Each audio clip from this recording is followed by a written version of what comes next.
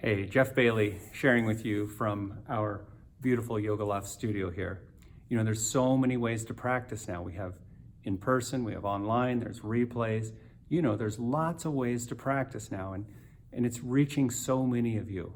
And so good job. I'm just so glad to hear that so many are being able to enjoy this practice. But what happens when we can't do the practice? I also know from hearing from some of you that you aren't able to practice. The time isn't right. You can't find space in your house. The kids or the pets, or there's just too much. There's a change that's just happened, and it's hard to find time for the practice. And that's okay too. Yoga weaves in and out of our lives. That's the physical practice. What happens? Where's the yoga when we can't do the physical practice that we know and love? Well, if you've practiced with me long enough, you've heard me say more than once probably, when we can't do the yoga we want, all becomes yoga. See, and that gets to the fundamental element of the Yoga Sutras.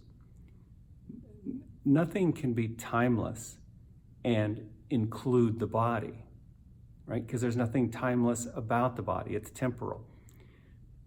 So what makes something classic, what makes something timeless is it points to timelessness itself. So the Yoga Sutra has been around for thousands of years. And the whole idea in the Yoga Sutras is this ongoing practice. Sutra number 1.1 is yoga is now. And so what is that practice? Quite simply, it's developing the ability to join with our healed, peaceful mind. And you have to trust a little bit that that part of the mind is there waiting to be known. And I will surmise there's no better time than now to practice.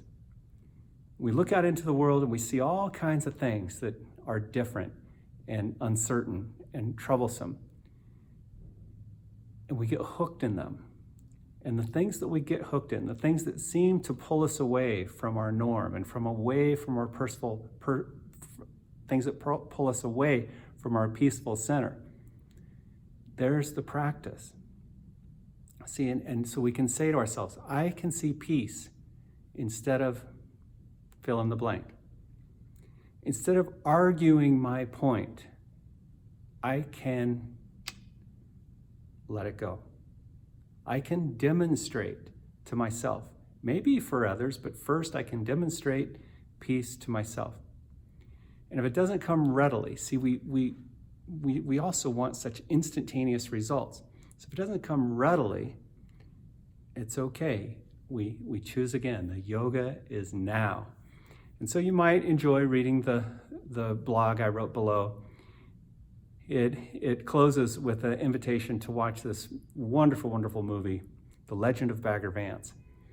And it's such a cool movie because this character, Bagger Vance, comes into the movie and he's there to help the character played by Matt Damon because it's a little bit, has golf, right, as a theme. And this beautiful line where the Matt Damon character says, I lost my swing, you know, and so they got to find his swing. They got to get the swing back. He could have just as easily said, I lost my peace. And if you watch the movie, that's what happened. He got out of the zone. He lost his peace. And so what we want to do is find the Bagger Vance in our lives, or better yet, find the Bagger Vance in our hearts, the symbol of someone or something that gently reminds us we don't have to get pulled out of our peaceful center. We don't have to show up for the fight. We don't have to pick sides, right? We can put one foot in front of the other, practice always, and demonstrate peace to ourselves. Thank you. Namaste.